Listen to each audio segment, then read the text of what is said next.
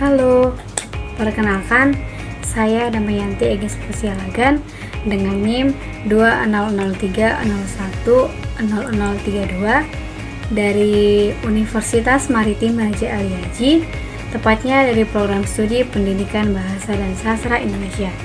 Di sini saya akan menjelaskan apa itu otak dan fungsinya yang berkaitan dengan berbahasa. Langsung saja kita mulai pada pembahasan kita, yaitu apa itu otak dan fungsinya yang berkaitan dengan berbahasa.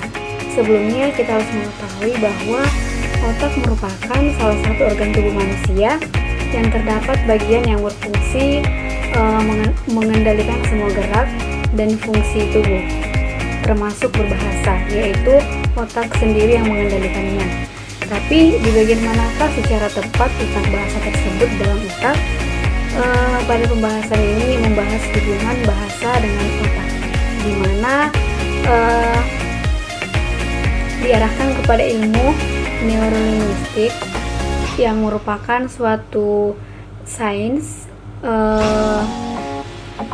baru sebagai kerjasama di antara neurologi atau ilmu kedokteran. Untuk mengetahui lebih dalam apa hubungan berbahasa dan otak, ada baiknya kita membahas bahasa terlebih dahulu. Bahasa adalah suatu sistem kognitif manusia atau yang diatur oleh rumus-rumus yang unik yang dapat dimanipulasi oleh manusia untuk menghasilkan atau menerbitkan sejumlah kalimat bahasa linguistik yang tidak terbatas jumlahnya berdasarkan unsur-unsur yang terbatas untuk dipakai oleh manusia sebagai alat komunikasi dan mengakumulasikan ilmu pengetahuan. Ada juga beberapa para ahli mengemukakan bahwa bahasa adalah alat verbal yang digunakan untuk berkomunikasi menurut Abdul Chair. Selanjutnya, bahasa adalah suatu sistem simbol lisan yang arbiter yang dipakai oleh anggota suatu masyarakat bahasa untuk berkomunikasi dan berinteraksi antar sesamanya, berlandaskan pada budaya yang mereka miliki bersama. Selanjutnya, menurut Whittaker dalam Cahyono Bangumanudi halaman 258 tahun 1995, dalam hubungan antara otak dan berbahasa itu didasarkan pada tiga bukti utama. Yang pertama, unsur-unsur keterampilan berbahasa tidak menempati bagian yang sama dalam otak. Keterampilan berbahasa atau berbicara, menyimak, membaca, dan menulis, dan struktur linguistik atau ciri sintaksis dan semantik, bentuk leksikal dan gramatikal memiliki daerah khas dalam otak. Bukti kedua inilah bahwa bahasa semua menempati daerah khas dalam otak.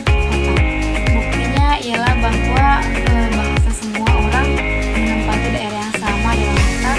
Bukti yang ketiga, terdapat hubungan antara kemampuan berbahasa dengan belahan otak. Dari pendapat di atas dapat disimpulkan bahwa otak bukanlah satu gumpalan jaringan saraf memiliki tugas yang sama dengan semua bagian otak yang mendukung semua tindakan manusia. Daerah yang berbeda dalam otak memiliki struktur yang berbeda, dan setiap struktur memberikan sumbangan tersendiri untuk setiap perilaku yang dilakukan manusia. Untuk lebih terperinci, akan dijelaskan bahwa otak memegang peran sangat penting dalam berbahasa, yaitu berberat 1.300 sampai 1.400 gram, mengandung kira-kira 100 miliar neuron atau sel saraf. Sistem otak manusia dapat dibagi menjadi tiga. Yang pertama, otak besar, yaitu cerebrum. Yang kedua, otak kecil, cerebrum. Yang ketiga, batang otak. Bagian otak yang paling penting dalam kegiatan berbahasa adalah otak besar. Bagian pada otak besar yang terlibat langsung dalam memprosesan bahasa adalah korteks cerebral. Korteks cerebral adalah bagian yang tampak seperti gambar gumpalan-gumpalan berwarna putih dan merupakan bagian terbesar dalam sistem otak. Bagian ini mengatur atau mengelola proses kognitif pada manusia, dan salah satunya tentu adalah bahasa. Apakah salah satu organ yang fungsinya sangat vital bagi manusia? Otak terdiri atas beberapa bagian yang memiliki fungsinya masing-masing. Setiap bagian otak memiliki tugas tertentu yang memiliki sistem kerja berbagai organ tubuh. Otak adalah salah satu organ yang paling kompleks dalam tubuh manusia.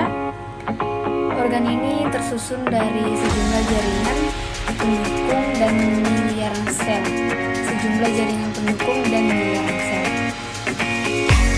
Yang saling terhubung. Otak dilindungi oleh lapisan pembungkus yang disebut sebagai selaput atau meninges dan tulang tengkorak, serta terhubung ke saraf tulang. Bersama saraf tulang belakang, otak berperan sebagai pusat kendali tubuh dan menyusun sistem saraf pusat. Sistem saraf inilah yang kemudian bekerjasama dengan sistem saraf tepi untuk memberikan kemampuan manusia dalam melakukan berbagai aktivitas seperti berjalan, berbicara, bernapas, hingga makan dan minum, bahkan berkomunikasi. Sebuah penelitian menunjukkan otak kiri lebih banyak digunakan untuk proses berpikir seperti analitis, verbal, dan selaras. Sedangkan otak kanan lebih digunakan untuk berpikir secara visual, intuitif, dan kreatif. Baik, demikian materi yang akan saya sampaikan terkait dengan apa itu otak dan fungsinya dan kaitannya dengan bahasa. Mohon maaf jika terdapat kesalahan dalam penyampaian pengertian atau kata-kata dalam berbahasa. Saya mohon maaf. Saya Damayanti Ega Sebusyalagan mengucapkan terima kasih. Saya pamit.